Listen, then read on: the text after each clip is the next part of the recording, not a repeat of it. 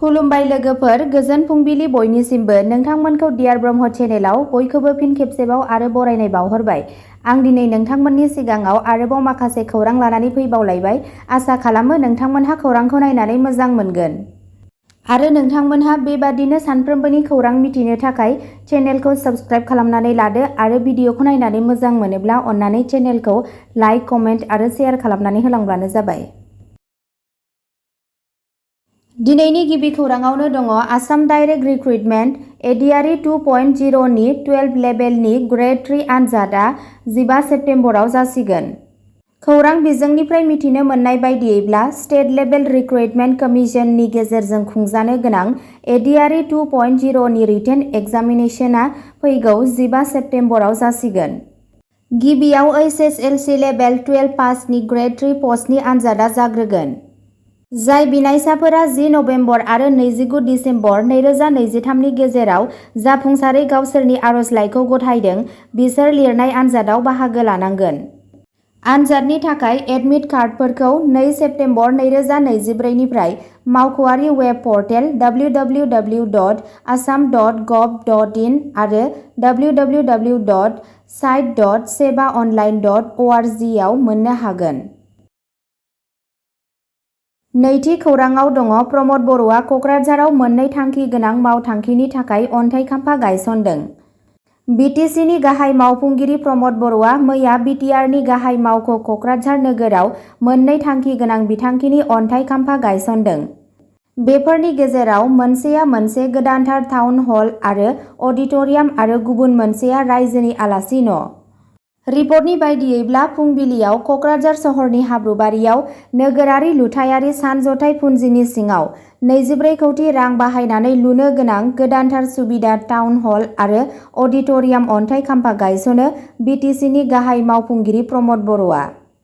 बेनि उनाव बियो मोनसे गुवार ओनसोलाव 21.86 लाख 19,000 रां बाहायनानै हालुवादल, बांगालदबा आरो फालगुरिनि गेजेराव लुनो गोनां रायजोनि आलासि न' आरो अडिट'रियामनि अन्थाइ खाम्फा गायसनो। अन्थाइ खाम्फा गायसनखांनायनि उनाव खौरां बिजोंनि सिगाङाव बिटिसिनि गाहाय मावफुंगिरि प्रमद बर'आ बुङो दि बे मोननै थांखि गोनां मावथांखिनि अनगायैबो क'क्राझार नोगोरनि गौरां दैमा सेराव 110 कौटि रां बाहायनानै गोदानथार जोलुर स्टेडियाम लुफुंनाय खामानिखौबो थाबैनो जागायगोन। सिगां समफोराव जुदि गिदिर हाबाफारि दंमोन अब्ला आलासि न' गैयैनि थाखाय धालिगावआव थानाय बिआरएल आलासि न'आव आलासिफोरखौ दोननो गोनां जायोमोन होनना बुंनानै प्रमद बर'आ बुंथियो दि लुफुंनाय खामानिया आबुं जानायनि उनाव गोबां आंखालखौ सुफुंनाय जागोन। बे हाबाफारियाव बिटिसिनि मावफुं सोद्रोमा विल्सन हासदा, क'क्राझार नोगोरनि निगमनि मासिगिरि प्रतिभा ब्रह्मजों लोगोसे गुबुन गुबुन सुबुंफोरा बाहागो लादोंमोन। थामथि खौराङाव दङ गुवाहाटी गोजौ बिजिरसालिनि गागि उकिल मानस सरनियाया थाबैनो बिपिएफनि सायाव।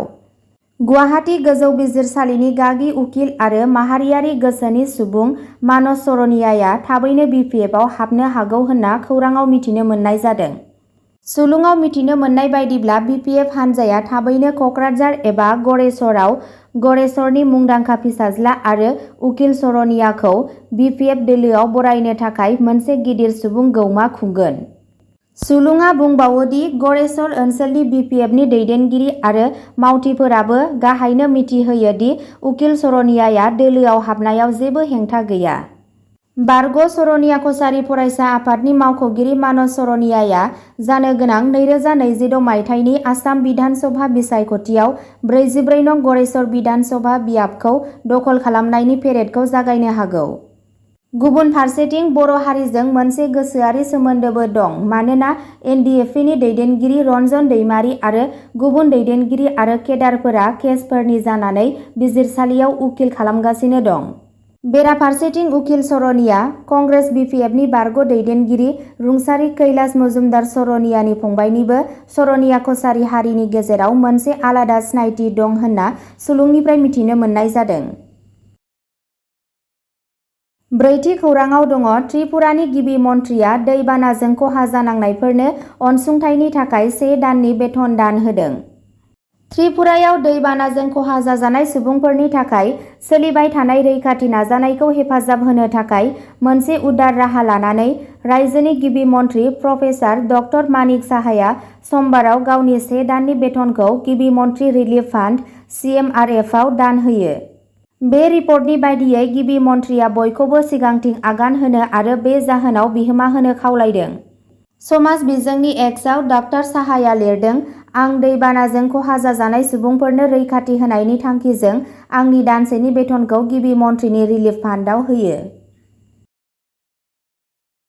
बाथि खौराङाव दङ आसाम जिनाहारि खालामग्राफोरखौ जुनारसालि मोसानो हगारना होनांगौ होनना बुंदों बिजेपिनि दैदेनगिरि भबेश कलिताया। बिजेपिनि आफादगिरिया जिनाहारि खालामग्राफोर आरो बिसोरनि हेफाजाबगिरिफोरनि बेरेखायै गोख्रों राहा लानो दाबि दैखांदों। खौरां बिजोंनिफ्राय मिथिनो मोननाय बायदियैब्ला आसाम बिजेपि प्रेसिडेन्ट भबेश कलिताया जिनाहारि खालामग्राफोर आरो बिसोरनि अजद होजानाय मददगिरिफोरनि बेरेखायै गोख्रों बिबुंथि होदोंमोन। 26 आगस्टआव पाठशालायाव मोनसे हाबाफारिनि समाव गोख्रों साजा होनो खावलायदोंमोन। बिथाङा सुबुरुन होदोंमोन दि जिनाहारि खालामग्राफोरखौ साजा महरै जुनारसालियाव मासे मोसानि आखायाव हगारना होनांगौ।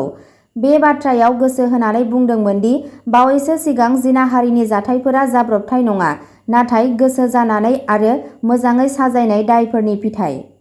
बिथाङा बेखौबो बुंबावदोंमोन दि पुलिसआ आयेन आरो आब्रुथिखौ मोजाङै लाखिनो थाखाय गावसोरनि मावनांगौ हाबाखौ मावगासिनो दं। बिथांनि बिबुंथिया आइजोफोरनि रैखाथिनि सायाव जिंगा सिनाय आरो दाय गोनां हाबाफारिफोराव गोहोगोरा सुबुंफोरनि अजद होजानाय बाहागो लाफानायखौ दिन्थिनानै मख'जाथाव नोजोर बोनो हादोंमोन। 6थि खौराङाव दङ 2025 नि बिटिसि बिसायख'थियाव देरहानानै बिपिएफआ सरकार दागोन बुंदों जगेन बसुमतारी बिथाङा। बिटिसि बिसायख'थिया फैगौ बोसोर 2025 मायथाइयाव खुंजानो थांगासिनो।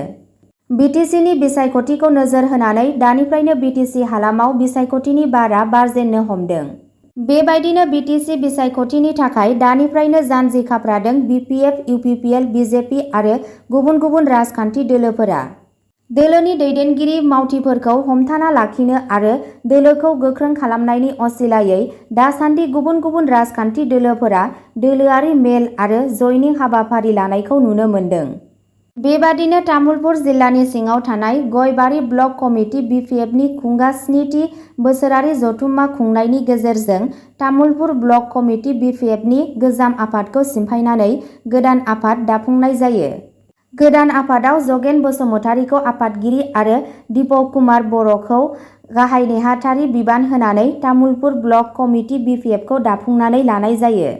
गयबारि ब्लक बिपिएफनि गोदानै बिबान मोननो हानाय आफादगिरि जगेन बसुमतारीया फैबाय थानाय 2025 मायथाइनि बिटिसि बिसायख'थियाव बिपिएफ दोलोआ देरहानानै सरकार दागोनखौ मिजिंथिनाय फोरमायो।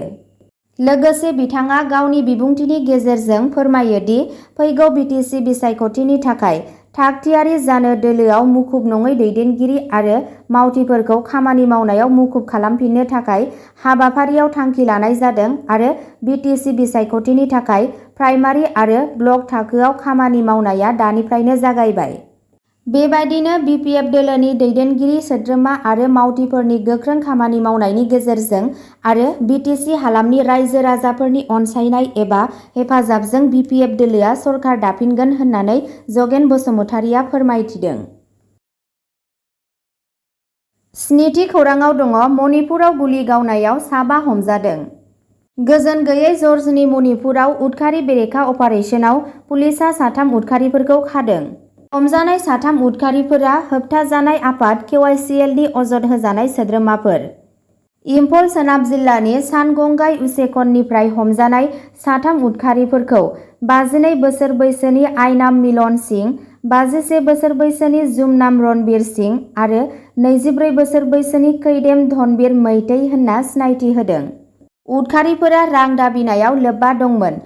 उदखारिफोरनिफ्राय 2 mobile handset, 2 Aadhaar card, 2 driving licence, 2 PAN card, 1 voter card, नोगोद 9,125 रां आरो 1 साखा खबब्रै गारि जब्द खालामनाय जादोंमोन।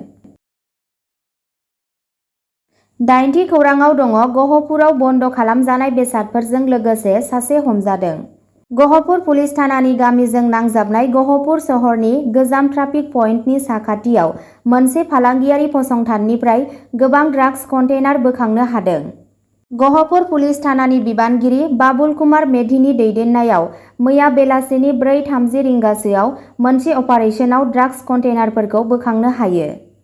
मख'नो गोनांदि खानाय सिनग्रा किशोर ठाकुरआ गहपुर सहरनि गेजेराव थानाय एखे जायगायावनो गंसे सरासनस्रा सेलुन खुलिनानै गहपुर पुलिसनि मेगनखौ हाद्रि सारनानै गोबाव समनिफ्रायनो फेग्रा मुवानि फालांगिखौ सालायबोगासिनो दंमोन।